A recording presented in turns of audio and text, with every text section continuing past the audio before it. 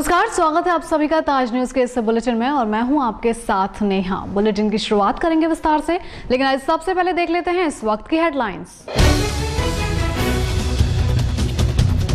नाबालिग के साथ पहले किया दुष्कर्म, फिर दी जान से मारने की धमकी। पीड़िता ने परिजनों को बताया सब कुछ सच, मामला पुलिस में दर्ज। कौशल विकास मिशन योजना के तहत प्रशिक्षण 15 फरवरी से होगा शुरू। बेरोजगारों को ट्रेनिंग दिलाने के लिए कई नामी गिरामी कंपनियों से हुआ टाई अप। देय भत्ता न मिलने से नर्सिंग छात्राओं ने मेडिकल कॉलेज में काटा हंगामा। पिछले 22 महीनों से नहीं मिला कोई भत्ता, छात्राएं बेहद परेशान।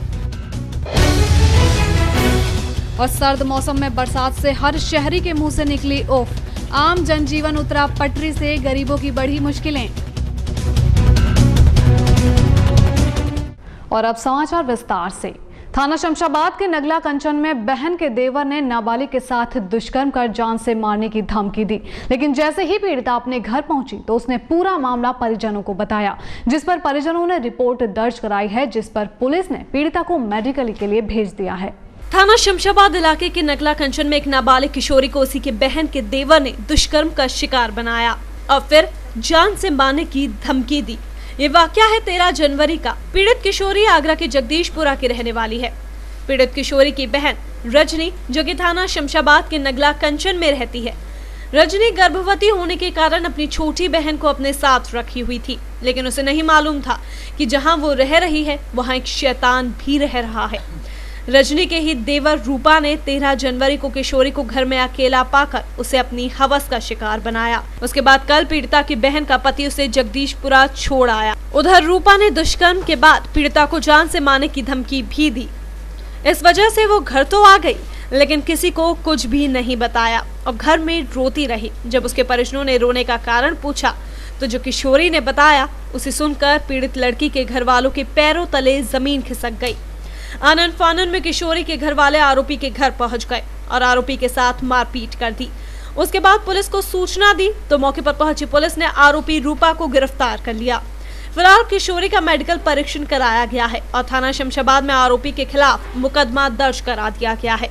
शमशाबाद में जो मामला प्रकाश में आया है, ये गड़ी जहान करके जगह पड़ती है थाना शमशाबाद में। यहाँ पर एक नाबालिग के साथ दुराचार का घटना प्रकाश में आई है। जो घटना अभी तक प्रकाश में आई है इस प्रकार से कि एक लड़की जो कि मूलतः जगदीशपुरा की रहने वाली है, उसकी शादी थाना शमशाबाद में हुई थी और उसका डिलीवरी का पीरियड हुआ। इस दौरान उसने अपनी सिस्टर को वहाँ मदद के लिए बुलाया और जब इसकी सिस्टर वहाँ पे गई है तो ये आरोप है कि वहाँ पे जो महिला शादीशुदा थी उसके देवर ने पहले छेड़खानी की और 3 दिन पूर्व उससे दुराचार किया। कि बड़ी लड़की सी रोटी बना रही थी और वो 400 गज का प्लॉट है, कम से कम कोने में साइड कोने में उसका मुंह बंद करके नहीं है उसके तरफ। क्या किया उसके साथ? बोलो ना, सब बता रही लड़की। बताओ ना क्या किया लड़के के साथ? दुष्कर्म किया है साहब। थाना खंदौली के जलेसर मार्ग पर उस वक्त हड़कंप मच गया जब एक डंपर ने टेम्पो में टक्कर मार दी, जिसमें टेम्पो ड्राइवर उस टेम्पो में फंस गया, जिसे 2 घंटे की मशक्कत के बाद सकुशल बाहर निकाला जा सका। कहते हैं जाको राखे साइयां, मार सके ना कोई। ये कहावत उस वक्त सच हो गई जब आगरा जलेसर मार्ग पर एक टेम्पो और डंपर की भिड़ंत में 2 घंटे के बाद टेम्पो में फंसे ड्राइवर को सकुशल बाहर निकाला गया। घटना है थाना खंदौली इलाके की। आगरा जलेसर मार्ग पर आज सुबह मूड़ी चौराहे के नजदीक झन्ना नाले के पास एक डंपर और लोडिंग टेम्पो की आमने सामने से भिड़ंत हो गई, जिसमें टेम्पो चालक कुंदन टेम्पो में बुरी तरह से फंस गया। आनन फानन में मौके पर सैकड़ों लोगों की भीड़ एकत्रित हो गई। तत्काल इसकी सूचना पुलिस को दी गई। मौके पर पहुंची पुलिस ने कुंदन को निकालने का प्रयास किया, लेकिन कुंदन को नहीं निकाल पाए। कुंदन अंदर ही फंसा तड़पता रहा। तत्काल पुलिस ने मौके पर गैस कटर की व्यवस्था की और 2 घंटे की कड़ी मशक्कत के बाद गैस से काटकर कुंदन को बाहर निकाला और उसे आगरा के एक प्राइवेट अस्पताल में भर्ती करा दिया गया है। हुआ था सर, हमने सुना था बिजली पे थे हम टेम्पो एक्सीडेंट हो गया है, कोई गिट्टी वाला डंपर खल के आ रहा था, वो मर गया है और पब्लिक भी पहुंच गई। तुरंत थाना खंदौली की पुलिस भी पहुंच गई, एसओ साहब भी मौजूद आ गए और पुलिस ने बहुत मशक्कत की, बहुत मेहनत की। कितनी देर तक फंसा रहा ऑटो ड्राइवर? तकरीबन 1 घंटा 1.5 घंटे का तकरीबन फंसा रहा और सब जनता ने भी बहुत मेहनत की है। सब लोगों ने बहुत मेहनत की है। सपा सरकार की उपलब्धियों को जन जन तक पहुंचाने के उद्देश्य में शुरू की गई रथ यात्रा के दूसरे दिन ताजगंज क्षेत्र में घूमी थी, लेकिन आयोजकों के वो दावे फिर हवाई दिखाई दिए जिसमें उन्होंने कहा था कि इस आयोजन में संगठन के पदाधिकारी और मंत्री मौजूद रहेंगे, लेकिन यात्रा के दूसरे दिन भी पार्टी का कोई बड़ा चेहरा वहां नहीं पहुंचा। समाजवादी पार्टी को लोकसभा चुनावों में ज्यादा से ज्यादा सीटें मिलें, इसके लिए समाजवादी पार्टी कार्यकर्ता जोड़ो अभियान की शुरुआत की गई है। शुरू से ही विवादों में रहे इस आयोजन के आयोजकों ने दावा किया था कि इन्हें संगठन का भी सहयोग मिला है और रथ यात्रा के दौरान संगठन के पदाधिकारी और मंत्री इस रथ यात्रा में शामिल रहेंगे। पर यात्रा के दूसरे दिन भी इनके दावों की कलई खुलती नजर आई, क्योंकि दूसरे दिन भी यहाँ कोई भी बड़ा पदाधिकारी या मंत्री नहीं पहुँचा। जब इस अभियान के अध्यक्ष दिलीप चौहान से पूछा गया तो उनका कहना था कि इसमें कार्यकर्ता बड़ी संख्या में आ रहे हैं, वहीं पदाधिकारी और मंत्री के शामिल होने के सवाल को वो टाल गए। समाजवादी पार्टी की जन जागरण रथ यात्रा का दूसरा दिन है। सुबह से ही इतना खराब मौसम है कि लोग घरों से नहीं निकल रहे हैं, लेकिन समाजवादी पार्टी के कार्यकर्ताओं का जोश और जज्बा आप देख लो। बरसात की परवाह कोई कर नहीं रहा है। 1 किलोमीटर लंबा काफिला, कितना जन सैलाब है। दृढ़ संकल्प है कि हम देश का प्रधानमंत्री माननीय नेताजी मुलायम सिंह यादव जी को बनाएंगे। अब देख रहे हो आगरा शहर का सारा कार्यकर्ता है, कार्यकर्ता ही जिताता है चुनाव, कार्यकर्ता ही सांसद बनाएगा, कार्यकर्ता ही नेताजी को प्रधानमंत्री बनाएगा। अखिलेश सरकार की महत्वाकांक्षी कौशल विकास मिशन योजना के पंजीकरण फॉर्म भले ही ना भरे जा रहे हों, पर बेरोजगारों का प्रशिक्षण 15 फरवरी से प्रारंभ हो जाएगा। शासन से आए आदेशानुसार प्रशिक्षक अभ्यर्थी निवास से 30 किलोमीटर की रेंज में होगा। सेवा योजना निदेशक के मुताबिक प्रशिक्षण के लिए कई नामी गिरामी कंपनियों से टाई अप हो गया है।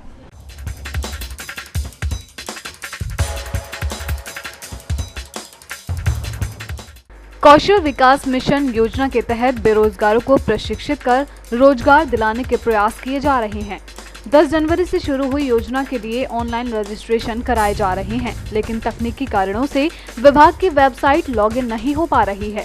वहीं बिना पंजीकरण प्रक्रिया के विभाग ने ट्रेनिंग देने की कार्य योजना तैयार कर ली है। 15 फरवरी से शुरू होगी पहले बैच की, और ट्रेनिंग प्रोवाइडर जो है वो कंपनियां, रिक्रूटेड कंपनियां हैं, उनसे प्रदेश लेवल पे टाई अप हो रहा है। 52 कंपनियों का हो चुका है, बाकी और से बात चल रही है। वही कंपनियां जहां जैसी डिमांड होगी पूरे प्रदेश में तहसील स्तर तक जा करके जरूरत के अनुसार वो अपने ट्रेनिंग सेंटर खोलेंगी, वहाँ ट्रेनिंग। सेवा योजना निदेशक के अनुसार योजना के तहत बेरोजगारों का प्रशिक्षण आगामी 15 फरवरी से प्रारंभ हो जाएगा। विभाग ने ट्रेनिंग के लिए कई नामी कंपनियों से समझौता कर लिया है। बेरोजगारों को ट्रेनिंग उनके निवास स्थान के 30 किलोमीटर परिधि में ही प्रदान की जाएगी। सरकार युवाओं को निःशुल्क प्रशिक्षण देकर रोजगार दिलाना चाहती है। आगरा कॉलेज के प्राचार्य डॉक्टर मनोज रावत के 5 वर्ष पूरे होने पर कॉलेज प्रशासन ने कई बड़े फैसले लेकर छात्रों को सौगात दी है। कॉलेज प्राचार्य के मुताबिक अगले वर्ष से कॉलेज में कई प्रोफेशनल कोर्सेज भी शुरू किए जाएंगे। वहीं शासनादेश के मुताबिक आगरा कॉलेज अब स्वायत्त विश्वविद्यालय बनने की ओर कदम बढ़ाने लगा है। इससे पहले कॉलेज प्राचार्य कॉलेज में ड्रेस कोड सिस्टम और मोबाइल फोन पर प्रतिबंध लगाकर सुर्खियों में रह चुके हैं।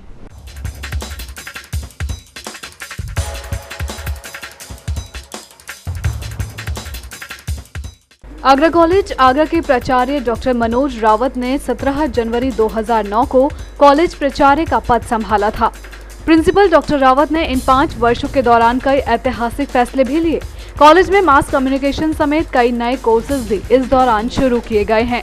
कॉलेज प्राचार्य के मुताबिक नए सत्र से विधि संकाय में भी व्यावसायिक कोर्सेज की शुरुआत की जाएगी।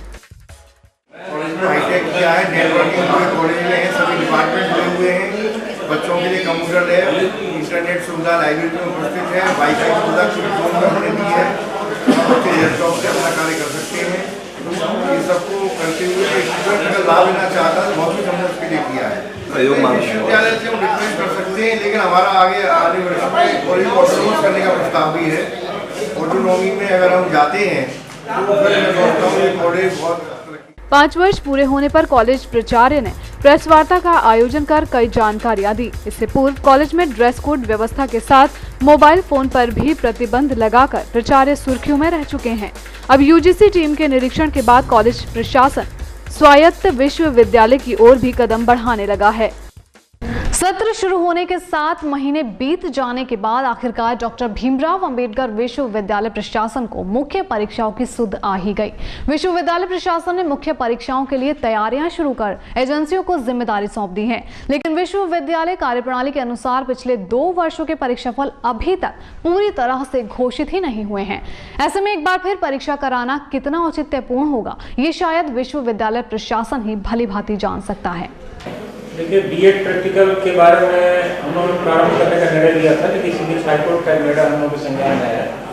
इसमें ये लिखा गया था कि छात्रों की कोडिंग कराई जाए और विश्वविद्यालय स्तर से उसका ये परीक्षकों को सूचित किया जाए। तो उसकी तैयारी के लिए हम लोगों ने रोक दिया और ये एक निर्णय और बदल दिया गया परीक्षा समिति द्वारा कि अब नोडल सेंटर पर न होकर कॉलेज स्तर पर होगा। तो इसकी तैयारी के लिए 2 दिन समय रहेगा, हम लोग जल्दी शुरू करा रहे हैं, 2 दिन में 3 दिन शुरू करा रहे हैं। और इस सत्र में जो परीक्षा होनी है बीएससी बीए वगैरह, तो बीएससी की तैयारी प्रारंभ हो गई है। नई एजेंसी का चॉइस कर लिया गया है, वो आज से काम प्रारंभ करेगी, तो ये भी जल्दी काम हो जाएगा। तो फिलहाल बुलेटिन में रुक करेंगे एक छोटे से ब्रेक का, आपका ही मत जाएगा।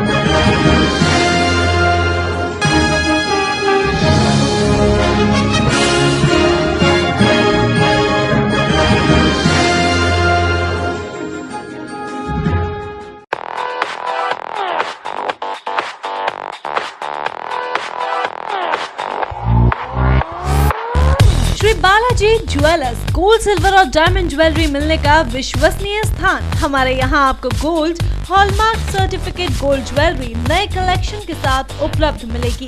संपर्क करें Shri Balaji jewellers, fortune tower near Kargil petrol pump, Agra. Phone number 9719 333 563 और 9759 333 992। श्री बालाजी ज्वेलरी, दुल्हन की jewellery, AD jewellery, artificial bangles, chain व सभी प्रकार के सेट्स यहाँ पर उपलब्ध है। तो तुरंत संपर्क करें 21 सुपर बाजार, कारगिल पेट्रोल पंप के पीछे, आगरा। फोन नंबर 9358 464218 और 88659 11110।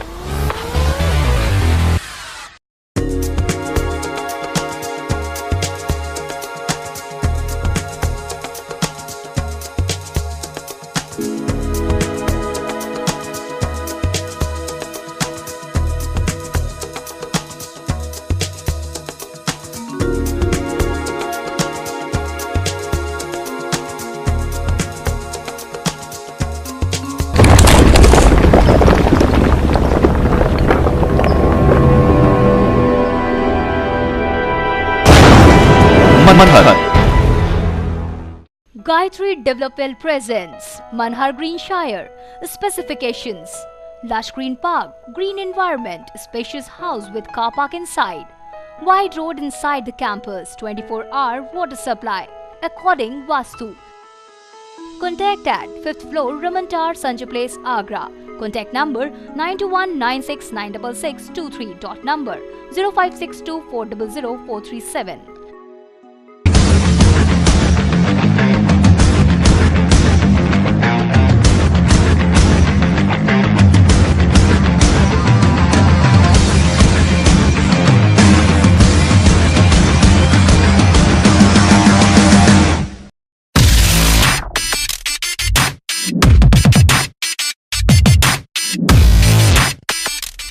Sai Asha properties, AD approved कोठी प्लॉट्स खरीदने व बेचने के लिए संपर्क करें।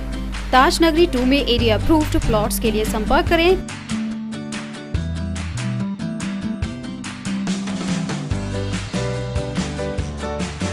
Pawan Goyal, Sai Asha properties, shop number 56, Sofuda road, AD height, crossing Taj Nagri 2, Agra. Mobile number 9719 000022।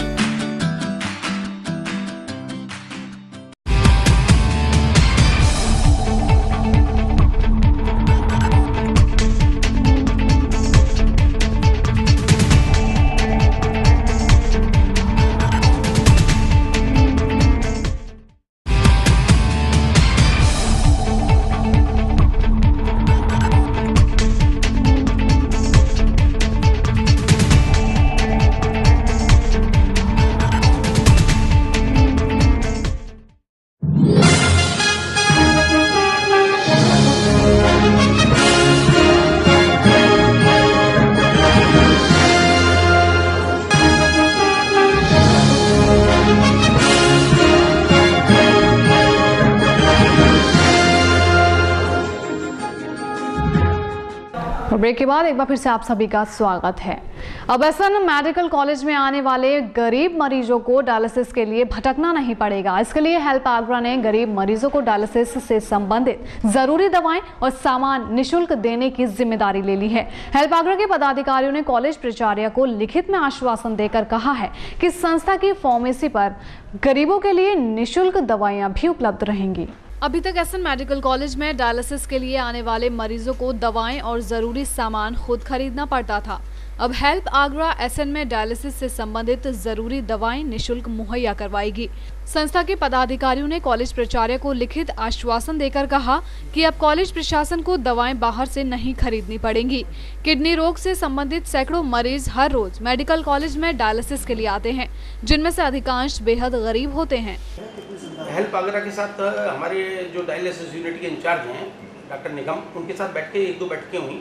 उन्होंने कहा साहब कि गरीब मरीजों से क्या क्या चीज़ें मंगाई जाती हैं या उनकी फ्री होती है। तो उन्होंने बताया कि 95% मरीजों की निःशुल्क होती है, लेकिन 3-4 चीज़ें ऐसी होती हैं जो रेगुलर आइटम उनके फ्री होने के बावजूद भी उनसे मंगवाए जाते हैं, जिसमें से फ्लूइड है और IV कैन्यूला है और वन मोर थिंग, 3 चीज़ें होती हैं, सॉल्यूशन एक है।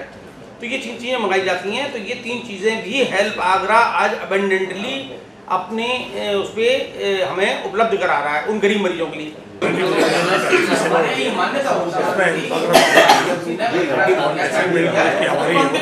जो भी डायलिसिस से करीब उनका और जिन मरीजों को डायलिसिस वगैरह की जरूरत होती है तो बाहर से लाने जो गरीब मरीज होंगे उनको ये सेवा निःशुल्क होगी और बाकी को लागत मूल्य पे हमारी फार्मेसी उपलब्ध कराएगी। डायलिसिस के लिए जरूरी डायलेजर, फेमोरल गाइड वायर सहित सभी जरूरी दवाएं संस्था की फार्मेसी से मरीजों को निःशुल्क उपलब्ध होंगी। वहीं सुविधा की शुरू होने से 1 रुपए के पर्चे पर गरीब मरीजों को डायलिसिस कराने की सुविधा मिल सकेगी। हेल्प आगरा पहले भी निःशुल्क एम्बुलेंस और लागत मूल्य पर दवाएं उपलब्ध करा रही है। कॉलेज प्राचार्य भी ये बात दबी जुबान से स्वीकार करते हैं कि हेल्प आगरा के सहयोग से कॉलेज में डायलिसिस मरीजों की संख्या बढ़ेगी।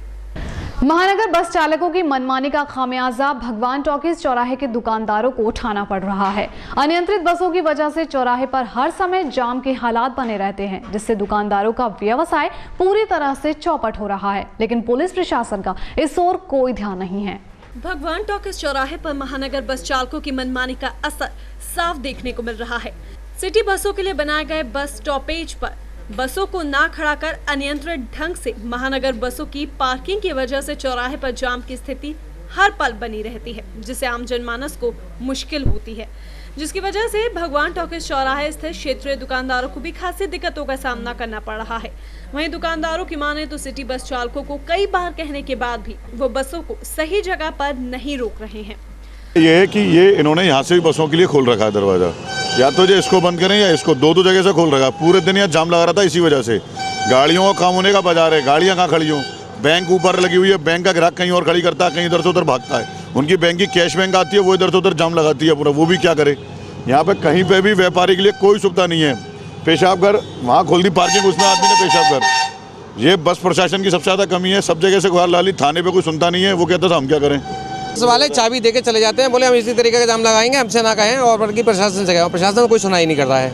थाने पे आते हैं, थाने वाले भी बोल देते हैं कि ऊपर से आदेश है, हम क्या कर सकते हैं। भगवान टॉकीज चौराहे पर सिटी बसों के गलत ढंग से खड़े होने की वजह से दुकानदारों को काफी नुकसान उठाना पड़ रहा है। महानगर बसों की वजह से आए दिन जाम की समस्या बनी रहती है, जिसे निजात दिलवाने वाला कोई भी नहीं है और ये प्रशासन के लिए भी एक बड़ी चुनौती साबित होता नजर आ रहा है।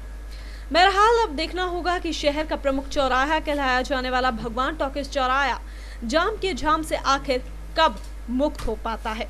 शहर की कुछ महिलाओं को बसपा सुप्रीमो मायावती की रैली में लखनऊ जाना महंगा पड़ गया। रैली के बाद जब ये महिलाएं वापस अपने घर लौटी तो इनके घर का सामान चोरों ने साफ कर दिया था। इसकी रिपोर्ट जब ये महिलाएं हरिपर्वत थाने में लिखवाने पहुंची तो वहां से भी सिर्फ इन्हें फटकार ही मिली। इन बेचारी गरीब महिलाओं को क्या पता था कि बहन जी की रैली उनके लिए इतनी महंगी साबित होगी। लखनऊ में बसपा सुप्रीमो की रैली में भाग लेकर लौटी तो घर का सारा सामान ही गायब मिला। चोरों ने इन गरीबों के घर में खाने के बर्तन तक नहीं छोड़े। जब इसी बात की शिकायत करने थाना हरिबर पर पहुंची तो वहां भी पुलिस ने इनकी एक न सुनी। जी मेरे घर में चोरी हो गई, मेरा सारा सामान चले गया। मेरे साथ 2 लड़कियां छोटी छोटी, घर वाला मेरा बाहर रहता है, मैं अकेली रहती हूँ। कल मैं रैली में चली गई थी परसों, तो कल आई हूँ मैं रैली में से। यहाँ पर आके देखा तो लड़की ने कि ऐसे ऐसे चोरी हो गई मम्मी। तो मैंने की चोरी वही कर सकते, 2 पहले भी चोरी कर चुके वो। और ये गरीब महिलाएं हैं, तो ये सभी लोग मेरे साथ गई थी मेरी बस में रैली के रूप में। तो हम लोग लखनऊ गए थे, 15 तारीख को हम लोग वहीं लखनऊ में थे। 15 को रात को चोरी इनके यहाँ हुई।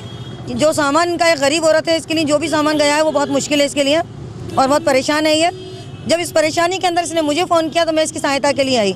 इनके घर पे चोरी हुई परसों नाइट में, 15 तारीख की नाइट में चोरी हुई। तो इन्होंने हमको फ़ोन किया, आज बुलाया, पुलिस में गए हम लोग। ये हमसे पहले फराह खान मैडम गई थी, तो उनके साथ काफ़ी बदतमीजी की पुलिस वालों ने, और जो भी इनसे कहा इनकी सुनवाई नहीं कर रहे, उल्टा इन्हीं को क्या शांति भंग करने के आरोप में हम तुमको अंदर बिठा देंगे, और क्या कहते हो तुम यहाँ पर बैठो, और कोई तुम्हारे यहाँ पर नहीं हो। तुम इन्हीं को गलत ठहराया उन्होंने हर हालात में।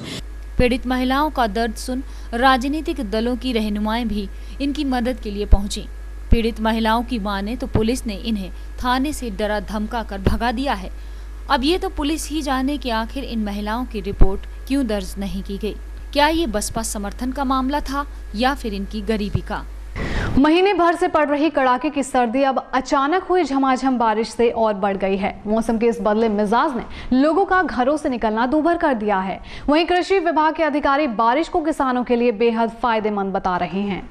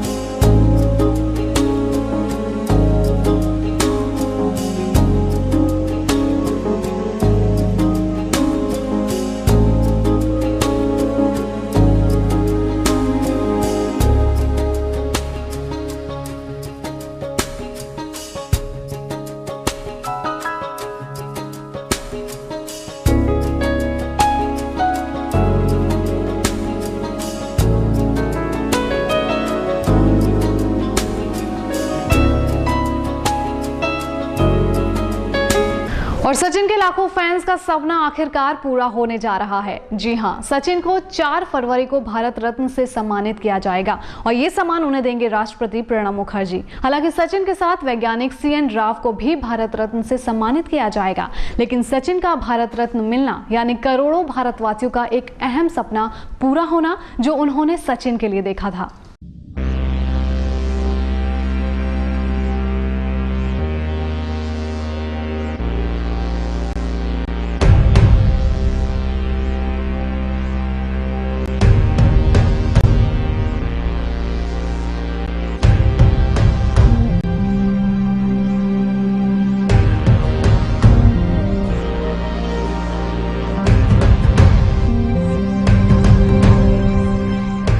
भारतीय क्रिकेट के महारथी व पूर्व क्रिकेटर सचिन रमेश तेंदुलकर 4 फरवरी को भारत रत्न से सम्मानित किए जाएंगे।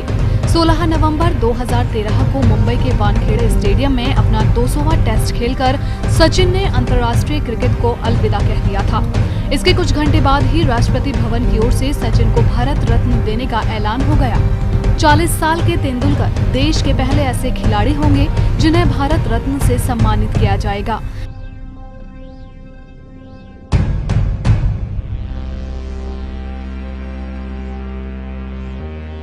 सचिन के साथ वैज्ञानिक CNR राव को भी भारत रत्न दिया जाएगा। 4 साल के बाद 2013 में फिर से भारत रत्न का ऐलान किया गया है। इससे पहले 2009 में संगीतकार भीमसेन जोशी को पुरस्कृत किया गया था। 4 फरवरी को राष्ट्रपति प्रणब मुखर्जी नई दिल्ली में सचिन तेंदुलकर को देश के सर्वोच्च नागरिक सम्मान से भारत रत्न से अलंकृत करेंगे। कार्यक्रम के एक दिन पहले यानी 3 फरवरी को इस समारोह की रिहर्सल होगी।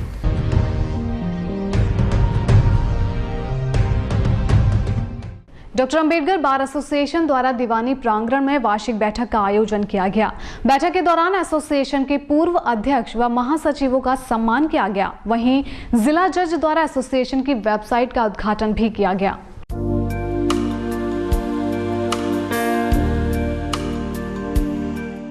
डॉक्टर अंबेडकर बार एसोसिएशन द्वारा दीवानी प्रांगण में एसोसिएशन की वार्षिक बैठक का आयोजन किया गया। इस मौके पर मुख्य अतिथि जनपद न्यायाधीश शशिकांत शर्मा उपस्थित रहे। जिला जज शशिकांत शर्मा ने doctor Ambedkar bar association organisation का उद्घाटन किया। डॉक्टर अंबेडकर एसोसिएशन .ऑर्गेनाइजेशन के नाम से वेबसाइट लॉन्च की जा रही है और इसको माननीय जनपद न्यायाधीश महोदय लॉन्च करने आ रहे हैं ताकि पूरे विश्व में और पूरे भारतवर्ष में डॉक्टर अंबेडकर बार एसोसिएशन को लोग देख सकें, उसके बायोलॉज को देख सकें। और आज हमारी डॉक्टर अंबेडकर बार एसोसिएशन की वार्षिक बैठक भी है जिसमें चुनाव और सारी बातों की चर्चा होनी। इस मौके पर सुरेश चंद सोनी ने सभी लोगों को डॉक्टर भीमराव अंबेडकर के आदर्शों पर चलने की सीख दी।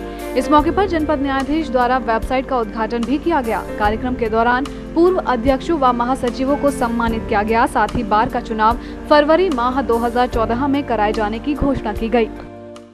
घर में घुसकर छेड़छाड़, दलित उत्पीड़न एवं संगीन धाराओं में सीजेएम खलीक कुज्जुमा ने कमला नगर चौकी इंचार्ज पहुप सिंह सहित अन्य पुलिस कर्मियों के विरुद्ध मुकदमा दर्ज कर विवेचना के आदेश थानाध्यक्ष न्यू आगरा को दिए। मामले के अनुसार वादी संजीव वर्मा का आरोप है कि 19 जून 2012 की दोपहर उसकी अनुपस्थिति में कमला नगर चौकी का पुलिस कर्मी सतेंद्र कुमार ने उसके आवास पर आकर परिजनों से अभद्रता करते हुए वादी को पुलिस चौकी पर हाजिर होने की चेतावनी दी। 12 अक्टूबर 2012 की शाम चौकी इंचार्ज पहुप सिंह, पुलिसकर्मी सतेंद्र कुमार, सुमित चौधरी, अन्य पुलिसकर्मी वादी के घर घुस आए और मारपीट शुरू कर दी। संजीव जो है वर्मा है और दलितों का है, ये वैसे बसपा पार्टी से संबंध रखता है और अब एक बार घर में पिटाई की इसकी बहन की और इसकी पत्नी की। वो सारा मैटर जो है यहाँ पर 156(3) में डाला गया। सीजीएम ने कल आदेश किया है कि जो पुलिसकर्मी हैं इनके खिलाफ जो है एफआईआर दर्ज हो और विवेचना हो। वादी की शिकायत पर पुलिस द्वारा कार्यवाही न करने पर वादी ने अदालत में प्रार्थना पत्र प्रस्तुत किया, जहां सीजेएम खलीक कुज्जुमा ने कमला नगर पुलिस चौकी इंचार्ज सहित अन्य पुलिस कर्मियों के खिलाफ मुकदमा दर्ज कर विवेचना के आदेश थाना अध्यक्ष न्यू आगरा को दिए। और फिलहाल बुलेटिन में रुकेंगे एक छोटे से ब्रेक के लिए।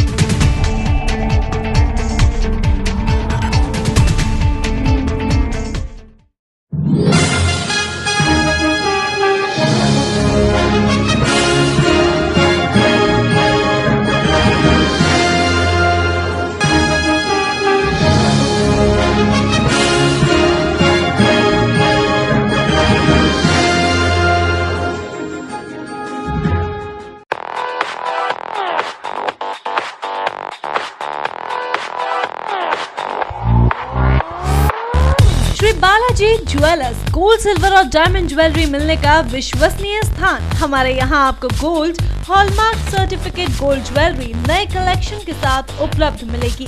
संपर्क करें Shri Balaji jewellers, fortune tower near Kargil petrol pump, Agra. Phone number 9719333563 और 9759333992।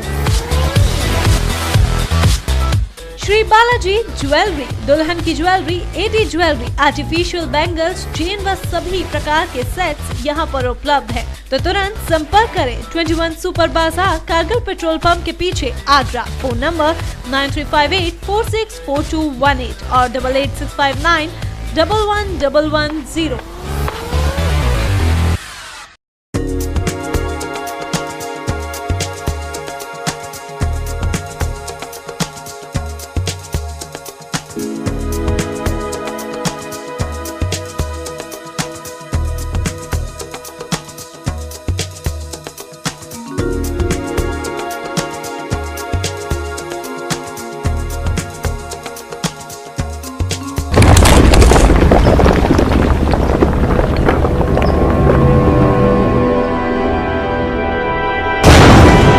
Manhar.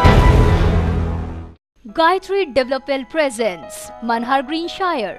Specifications: lush green park, green environment, spacious house with car park inside, wide road inside the campus, 24-hour water supply according Vastu. Contact at 5th floor Ramantar Sanjay Place, Agra. Contact number 9219696623. Dot number 0562400437.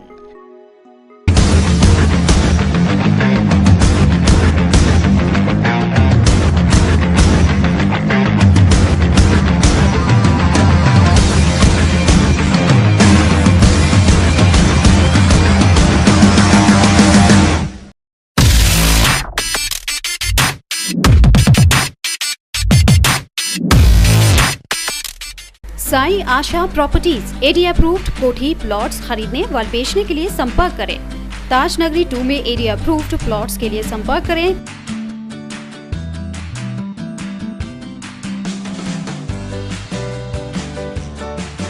Pawan Goyal Sai Asha properties shop number 56 Sofuda road AD height crossing Taj Nagri 2 Agra. Mobile number 9719000022।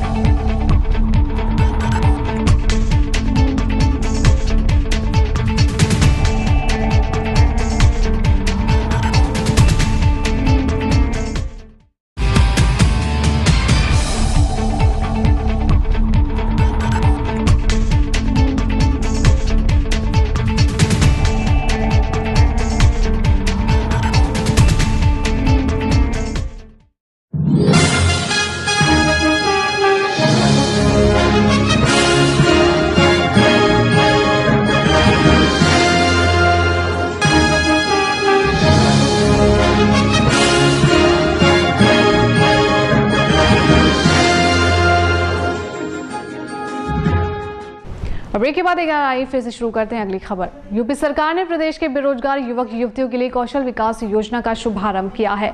इस योजना से जुड़ने वाले युवक युवतियों को स्वेच्छानुसार चुने गए रोजगार का प्रशिक्षण दिया जाएगा और बाद में बड़ी बड़ी कंपनियों में नौकरी की व्यवस्था भी कराई जाएगी।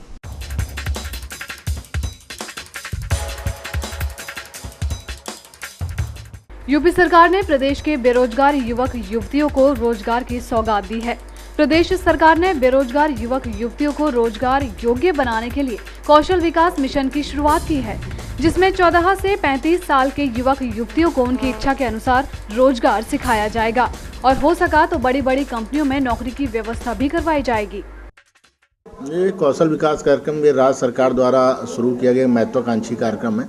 इसके अंतर्गत जो 18 से 35 वर्ष के युवक और युवतियां हैं वो किसी भी विभिन्न ट्रेडों में अपने आवेदन पत्र ऑनलाइन भर के उन ट्रेडों में प्रशिक्षण प्राप्त कर सकते हैं और इसमें मुख्य रूप से लगभग 250 से ज़्यादा ट्रेड्स हैं जिसमें आवेदक अपना ऑनलाइन रजिस्ट्रेशन करा सकते हैं और ऑनलाइन रजिस्ट्रेशन 10 जनवरी से शुरू हो गया है और ये जन सेवा केंद्रों पे भी कराया जा सकता है और इसके अलावा विकास भवन में ग्राम विकास में भी एक स्पेशल सेल स्थापित की गई है जहाँ से वो अपना ऑनलाइन आवेदन पत्र भर सकते हैं और आने वाले 3 सालों में इसमें 23 लाख लोगों को प्रदेश भर में प्रशिक्षित करने का लक्ष्य रखा गया है।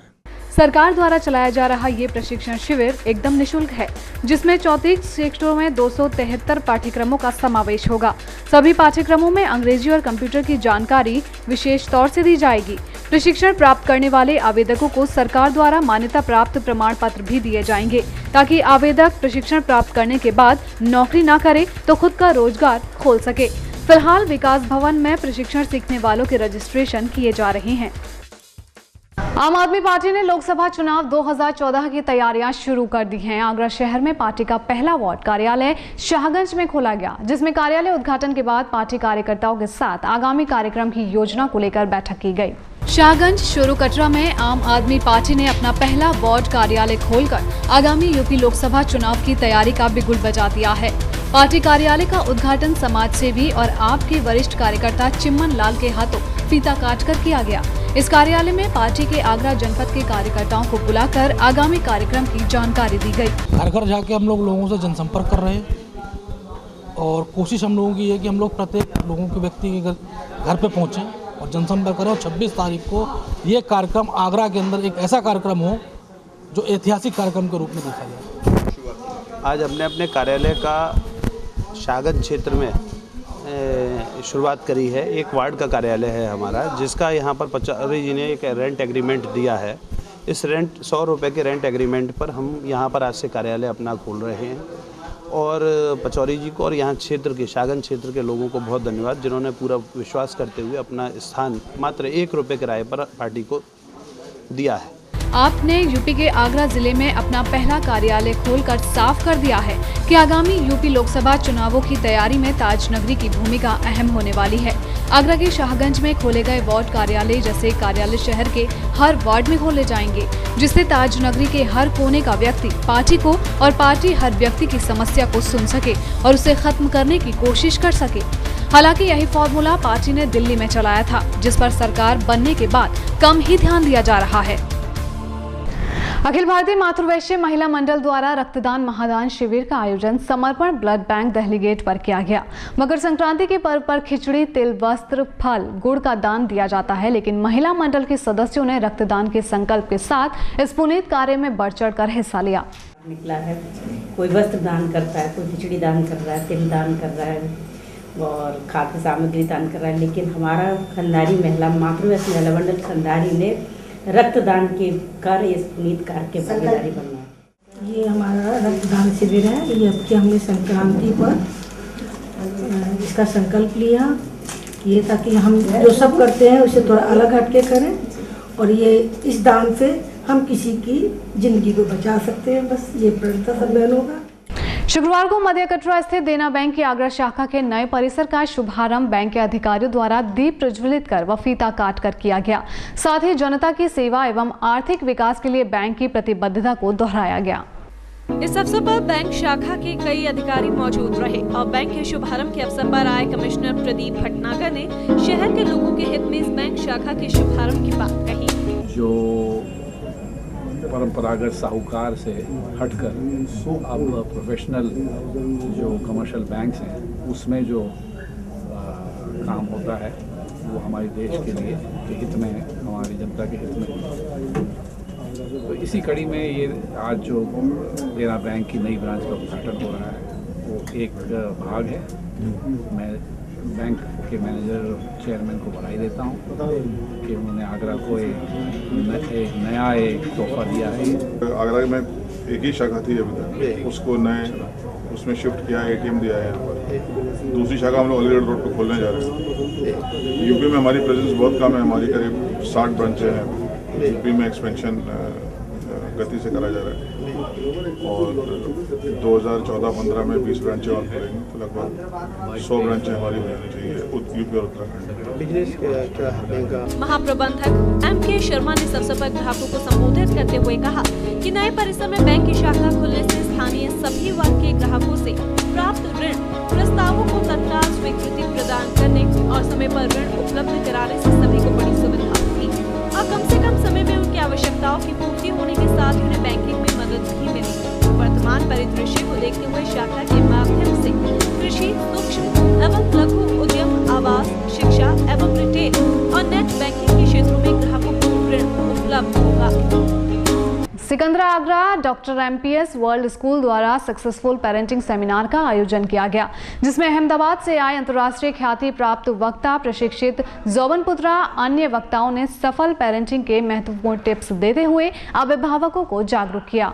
सेमिनार का शुभारंभ डॉक्टर MPS ग्रुप के चेयरपर्सन एक्वाड्रन लीडर AK सिंह, अप्सर से सुशील गुप्ता, डॉक्टर गिरधर शर्मा, संजय तोमर ने मां सरस्वती की प्रतिमा पर माल्यार्पण और दीप प्रज्वलित करके किया। तत्पश्चात ग्रुप के कॉर्पोरेट हेड पीयूष अग्रवाल ने मंच संभालते हुए डॉक्टर MPS वर्ल्ड स्कूल के बारे में बताते हुए सक्सेसफुल पेंटिंग सेमिनार का पर्दापण किया। उन्होंने अंतर्राष्ट्रीय ख्याति प्राप्त वक्ता परीक्षित जोवन पुत्र का स्वागत करते हुए उन्हें मंच पर आने का आमंत्रित दिया।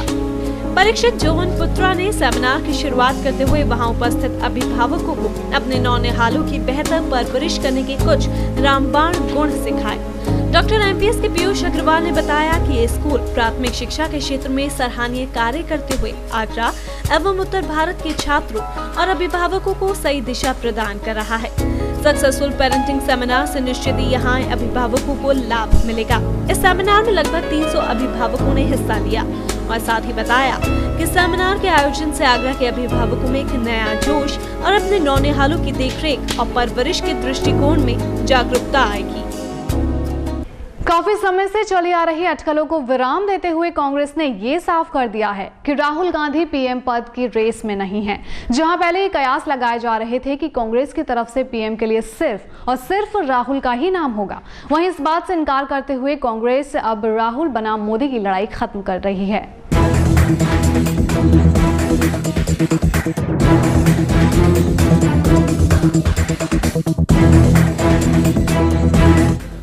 अब मोदी बनाम राहुल की लड़ाई हुई खत्म। जी हाँ, क्योंकि कांग्रेस ने साफ कर दिया है कि राहुल पीएम पद की रेस में शामिल नहीं है।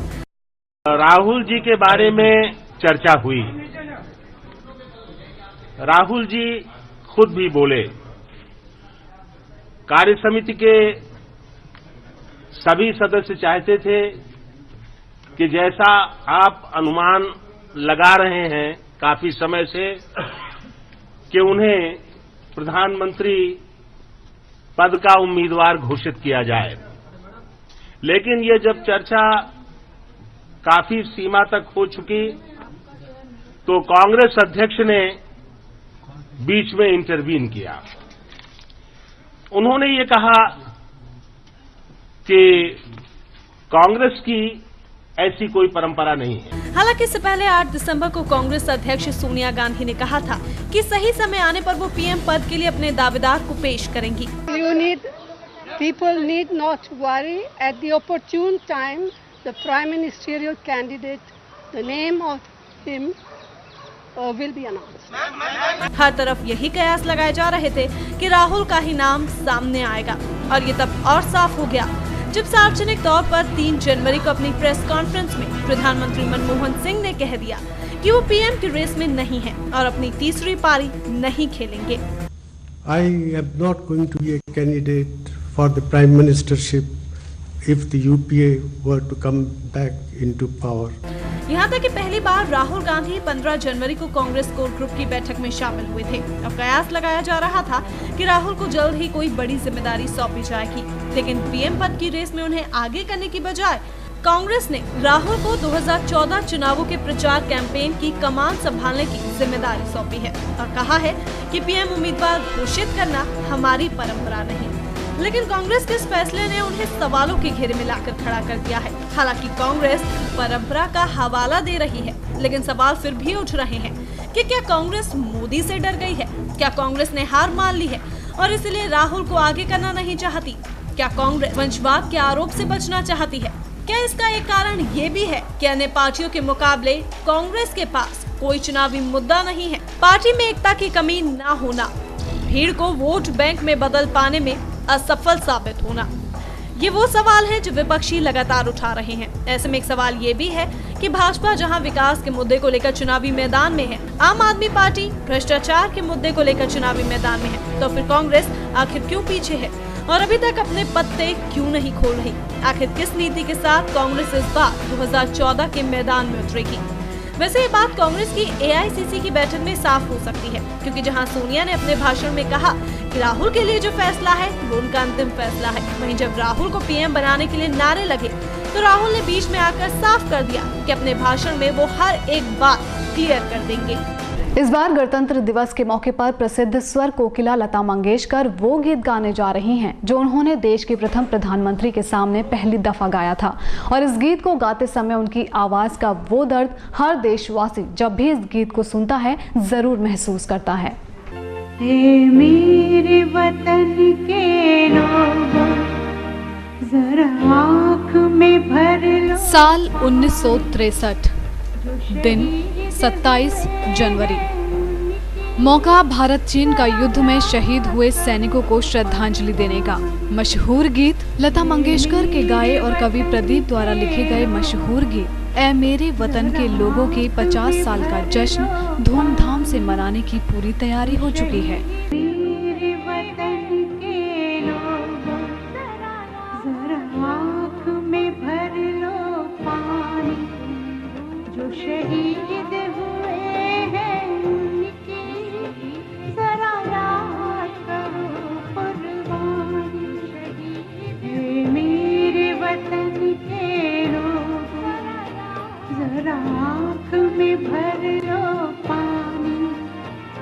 शहीद हुए हैं उनकी जरा याद करो कुर्बानी। 27 जनवरी को मुंबई में इस गीत के स्वर्ण जयंती समारोह को धूमधाम से मनाया जाएगा और देश के 1 लाख गायक इस गीत को एक साथ गाएंगे। स्वयं स्वर कोकिला लता मंगेशकर इस खास मौके पर मौजूद रहेंगी और गुजरात के मुख्यमंत्री और भारतीय जनता पार्टी के प्रधानमंत्री पद के उम्मीदवार नरेंद्र मोदी के साथ मंच भी साझा करेंगी। हो सकता है कि इस बेहद खास मौके पर लता जी भी इन गायकों के सुर में सुर मिला लें। एक बार फिर से आपको याद दिला दें कि 27 जनवरी 1963 के दिन ही भारत के पहले प्रधानमंत्री पंडित जवाहरलाल नेहरू की मौजूदगी में पहली बार लता मंगेशकर ने ए मेरे वतन के लोगों गीत 1962 के भारत चीन युद्ध में शहीद हुए भारतीय सैनिकों की याद में गाया था। मेरे वतन के लोगों जरा आँख में भर लो पानी, जो शहीद हुए हैं उनकी जरा याद करो कुर्बानी। हे मेरे वतन के लोगों जरा आँख में भर लो पानी, जो शहीद हुए हैं उनकी जरा याद करो कुर्बानी। अपने संजीदा और जीवंत अभिनय के लिए मशहूर अभिनेत्री सुचित्रा सेन का निधन हो गया। कोलकाता के अस्पताल में उनकी स्थिति कई दिनों से गंभीर बनी हुई थी और आखिरकार शुक्रवार को उन्होंने अंतिम सांस ली। 50 के दशक में अपनी अभिनय के दम पर सबके दिलों पर राज करने वाली सुचित्रा सेन कोलकाता के बेलव्यू क्लिनिक में भर्ती थी। गया कोई रे दूर से पुकार के, दर्द अनोखे हाय दे गया प्यार के।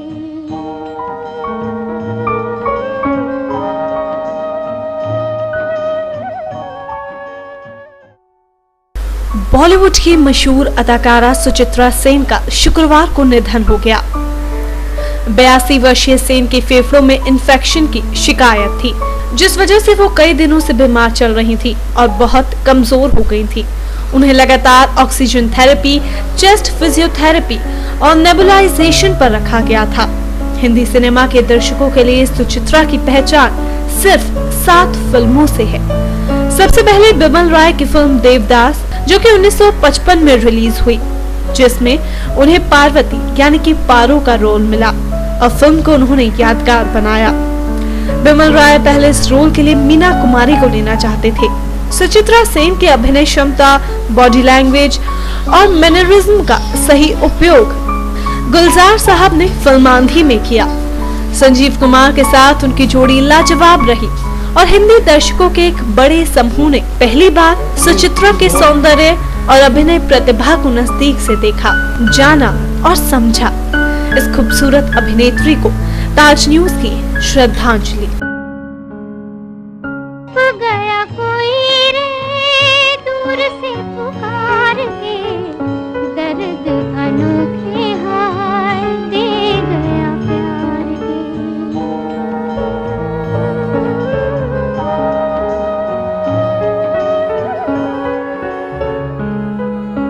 और अब खबर फिल्म जगत से। लगता है विवादों और दबंग खान का पुराना नाता है। वो जो करते हैं वो एक विवाद बन ही जाता है।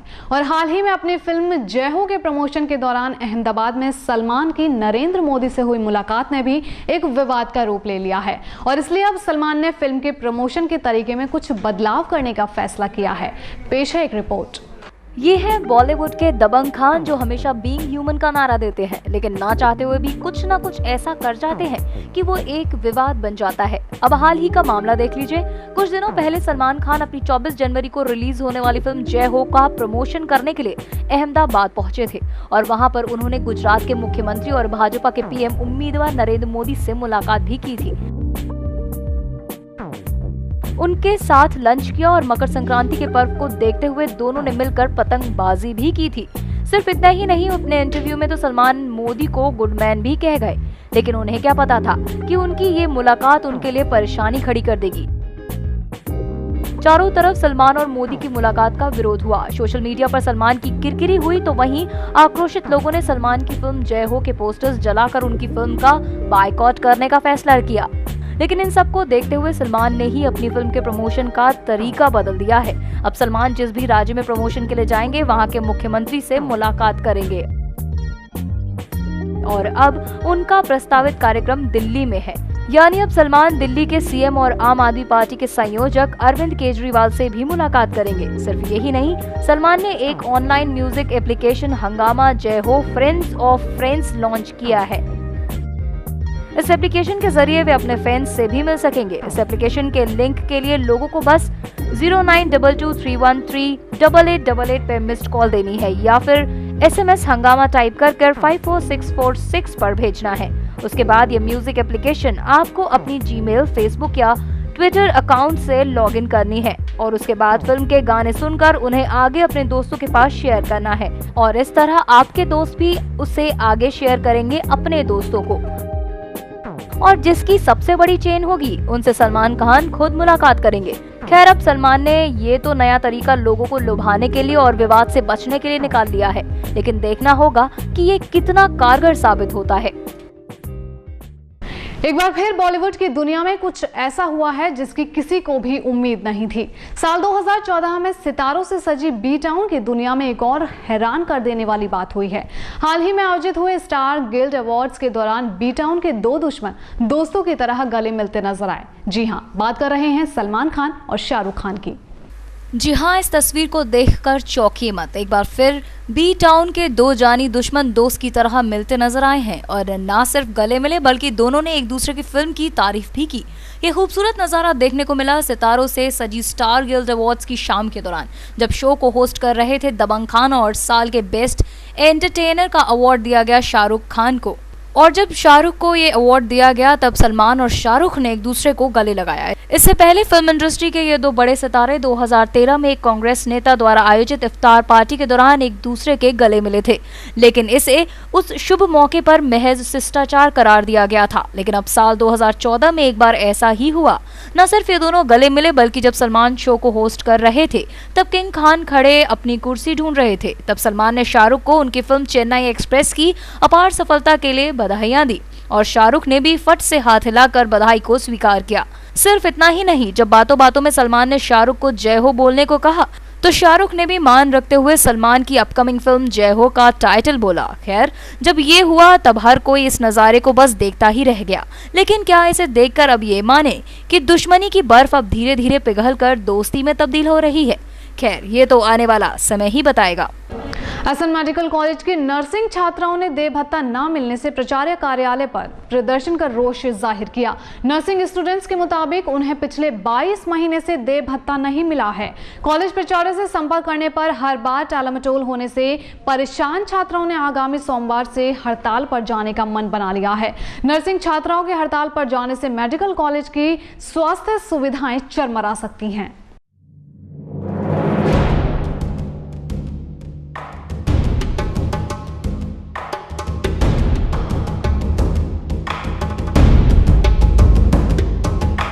और 2 दिन में पेमेंट हो जाएगा उनका पूरा स्टाइपेंड का।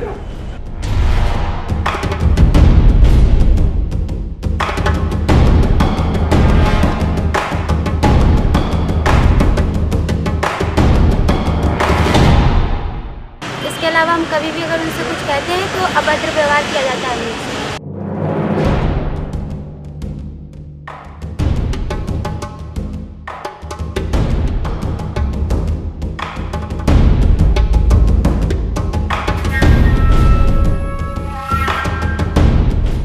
सरोजनी नायडू मेडिकल कॉलेज की छात्राओं को पिछले 22 माह से देह भत्ता नहीं मिला है। बीएससी नर्सिंग की ये छात्राएं देह भत्ते को लेकर कई बार कॉलेज प्राचार्य से गुहार भी लगा चुकी हैं। देह भत्ता न मिलने से नर्सिंग छात्राएं बेहद परेशान हैं। इन परेशान छात्राओं के मुताबिक कॉलेज प्राचार्य ने भत्ते की मांग पर इनसे बदसलूकी भी की। भत्ता न मिलने की वजह से छात्राओं के सामने आर्थिक संकट खड़ा हो गया। नर्सिंग कॉलेज में कुल 52 छात्राएं हैं जिन्हें 850 रुपए प्रतिमाह भत्ता दिया जाता है। सोमवार तक भत्ते का भुगतान न होने पर नर्सिंग छात्राओं ने कार्य बहिष्कार की भी बात कही है। 18 महीने से स्टेपन नहीं आ रहा था। हम लोग प्रिंसिपल के पास सबसे बात करके देख चुके लेकिन हम लोग का कोई सुनवाई नहीं हो रहा। आज आपने प्रिंसिपल से मुलाकात की, क्या आश्वासन दिया, क्या कहा? कह रहे हैं अभी 2-3 दिन में आ जाएगा। आज 18 महीने से हम लोग का स्टेपन नहीं आया और जब भी हम अपनी बात रखने जाते हैं तो हम लोग को 2 दिन 3 दिन का आश्वासन देके वहाँ से हटा दिया जाता है। इसके अलावा हम कभी भी अगर उनसे कुछ कहते हैं तो अभद्र व्यवहार किया जाता है। कोई और प्रधानाचार्य होता तो उनकी 2-4 महीने नहीं सुनता। मैंने तो पर्सनल एफर्ट करके हेल्थ से बजट भी मंगवा लिया, सब कुछ कर दिया गया। ठीक है ना, कब तक सर भुगतान हो जाएगा? 2-3 दिन में भुगतान हो जाएगा। फिर आप 2-3 दिन बाद ये मत कहना कि 2 दिन में ट्रेजरी से है, ट्रेजरी में बजट जाएगा। ट्रेजरी में बजट ऑलरेडी आ चुका है। मेरा आदमी बिल लेके, बजट लेके, कॉपी लेके खुद स्वयं जा रहा है और अब इसका भुगतान टोकन कब तक रिलीज होता है, 3 दिन हो 4 दिन हो मुझे नहीं मालूम है, बट काम कार्य करा दिया गया, ये बात नहीं। तो वहीं कॉलेज प्राचार्य डॉक्टर अजय अग्रवाल के मुताबिक सरकार से बजट स्वीकृत न होने से नर्सिंग छात्राओं के भुगतान में देरी हो रही है। वहीं बदसलूकी का आरोप प्राचार्य ने निराधार बताया। उन्होंने कहा कि शासन से बजट आते ही भत्ते का भुगतान कर दिया जाएगा। अब देखना ये होगा कि सोमवार तक छात्राओं का भत्ता मिलता है या फिर मेडिकल कॉलेज की स्वास्थ्य सेवाएं सोमवार से नर्सिंग विहीन हो जाएंगी। कई माह का रुका हुआ भत्ता आखिरकार 3 दिन में प्राचार्य कैसे दे सकेंगे, कहना जरा मुश्किल है। और फिलहाल ताज न्यूज के इस बुलेटिन में इतना ही। लेनी होगी आपसे इजाजत। नमस्कार।